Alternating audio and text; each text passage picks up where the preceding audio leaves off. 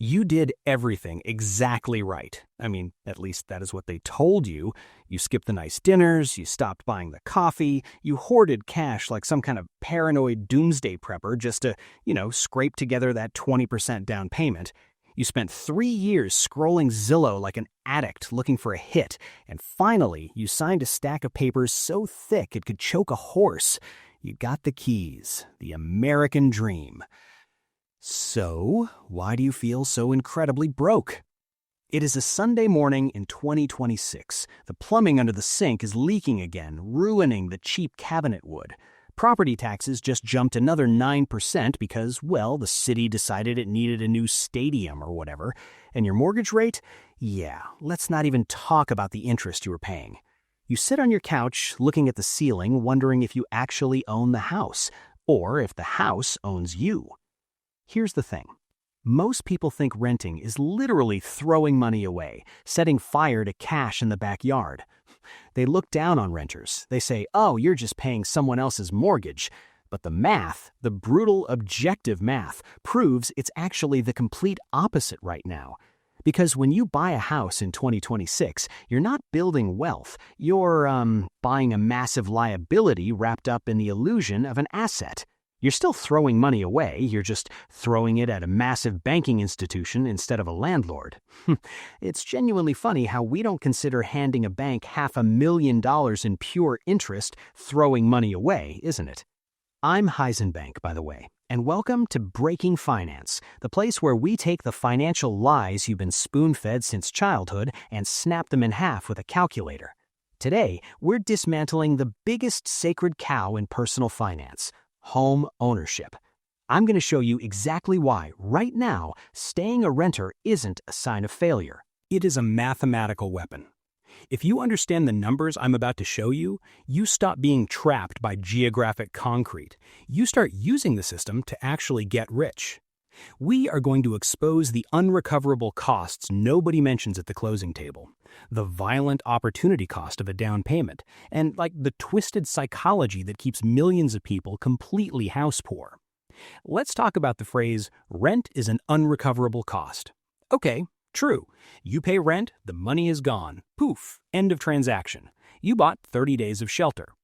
But let's look at the unrecoverable costs of buying, because nobody likes to talk about those when they're bragging at a neighborhood barbecue about their new split-level ranch. When you own a home, your mortgage payment is just the floor. It is the absolute bare minimum you will pay to not sleep in a temp this month. First, you have property taxes. Unrecoverable. Gone. Then, maintenance. The old rule was to budget 1% of the home's value per year. Have you seen the price of copper pipe and lumber lately? Try 2%. Unrecoverable. Homeowner's insurance, which is absolutely skyrocketing, especially depending on what coast or flood zone you live near. Gone. And then, the silent killer, the mortgage interest. Let's say you buy a very modest $500,000 house today. You put down $100,000, you borrow $400,000 at, say, a 6.5% interest rate. Do you know exactly how much interest you pay in just the first 5 years of that 30-year loan? Over $125,000 just in interest, money handed directly to a banker named Chad so he can buy his third boat and send his kids to private school. None of that money goes to your principal. None of it builds your precious equity. It is literally rent. You are simply renting money from the bank. So the next time your uncle tells you that renting an apartment is throwing money away, ask him how handing $125,000 in pure interest away Ask him how handing $125,000 in pure interest to Chase Bank is building generational wealth. They usually get really quiet. But here is the real gut punch, the absolute strongest reason renting destroys buying: opportunity cost. People completely forget that the $100,000 you locked up in that house, it could have been doing something else. It could have been working for you, out there in the market, sweating, making you richer. Let's run the math. Brutal math. Person A buys the house. They put $100,000 down. Over 30 years, maybe the house appreciates. Let's be generous. Historically, real estate appreciates at about 4% a year on average nationwide. Yes, there are localized boom towns, but on average, across the board, 4%. Person B decides to rent. They take that exact same $100,000 and they throw it straight into an S&P 500 index fund. Historically, the stock market returns about 10% a year. Let's compound that over 30 years. Person A has a house that is entirely paid off. Maybe it's worth $1.6 million now. Sounds incredible, right? You're a millionaire. On paper. Until you subtract the $400,000 in interest they paid the bank, and the $300,000 in property taxes, and the $200,000 they spent on a new roof, replacing 3 HVAC systems, and taking endless, soul-crushing weekend trips to Home Depot. Person B, the renter, that $100,000 in the stock market, compounding at 8%, let's be conservative, let's just say 8%, turns into over $1 million. Liquid cash. No termites, no leaky roofs, no fighting with contractors who don't show up. And wait, it gets substantially better. Because Person B was not paying for property taxes and random maintenance emergencies, they took the difference, say $500 a month, and they invested that too. That extra $500 a month, compounding over 30 years, that adds another $700,000 to their pile. Person A has almost $2 million in highly liquid assets. They can live anywhere on the planet. They can buy Person A's house for cash tomorrow if they feel like it. The math is violently tilted toward the renter who actively invests the difference. Violently. Hey, quick pause.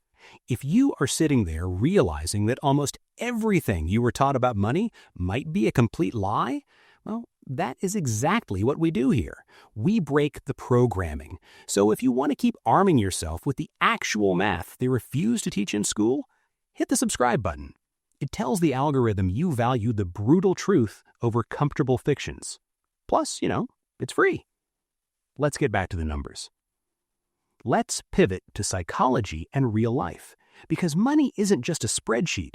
We are human beings making emotional decisions in 2026. The economy changes incredibly fast now. Remote work totally shifted the tectonic plates of how we live, but giant corporations are still fighting it with return to office mandates. Careers are not 30 years at the same factory anymore.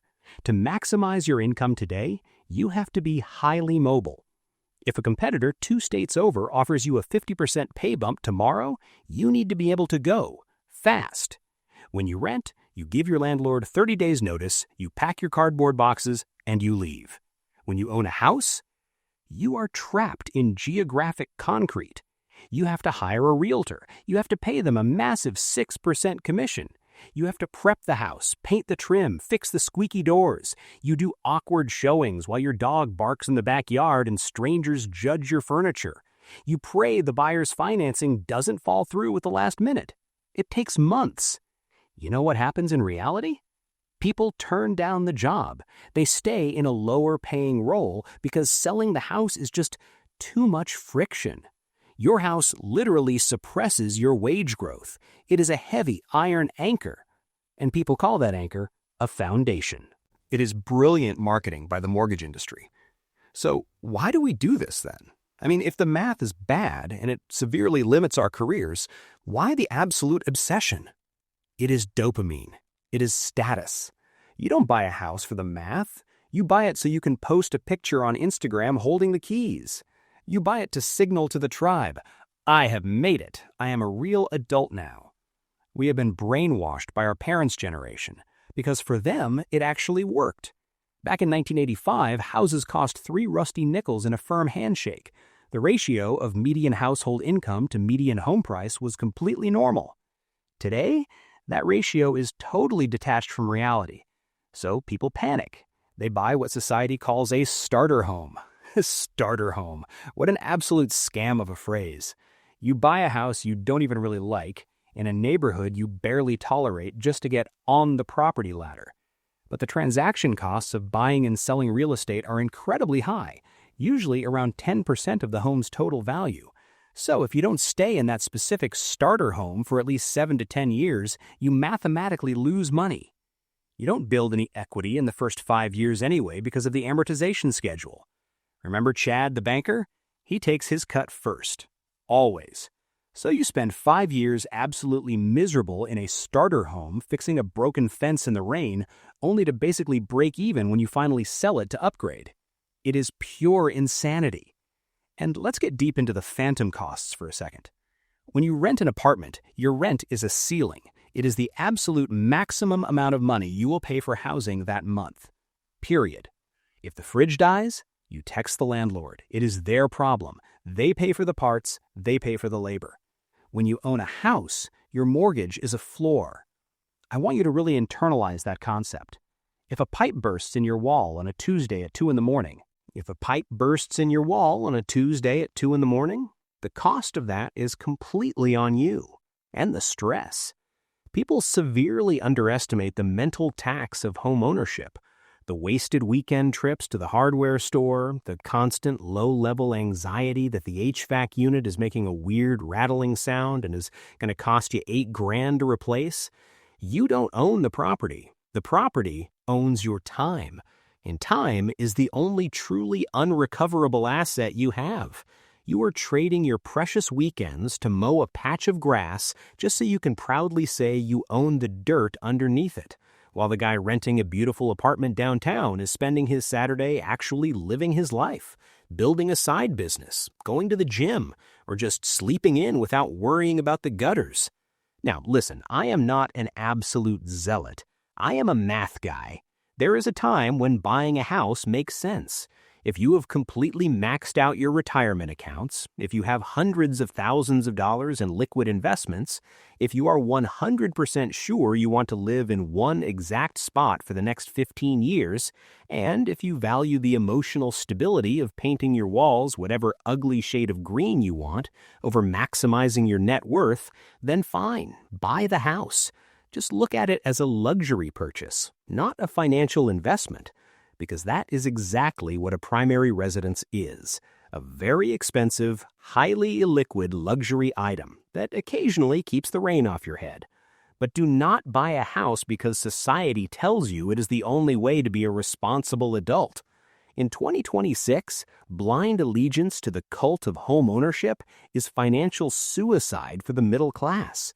We need a completely new paradigm. We have to stop looking at renters as people who just haven't figured it out yet. The smartest money in the room right now is renting. They're keeping their cash liquid. They're earning high yields in money market funds while they wait for massive opportunities. They are fully invested in equities that actually compound daily without needing a new roof. They are agile. Renting isn't a failure. It is simply paying for a service, the service of shelter. Just like you pay for a Spotify subscription without feeling the desperate need to buy the entire music studio, you are buying flexibility. You are buying the ability to let someone else worry about the termites. Move out of the desperate survival mode of trying to scrape together a down payment just to impress people you don't even like. Step into the empowerment of having a massive, growing stock portfolio while you rent a beautiful place you can never actually afford to buy. Let the hard numbers guide you, not the nostalgia. To wrap this up, I want to leave you with a thought.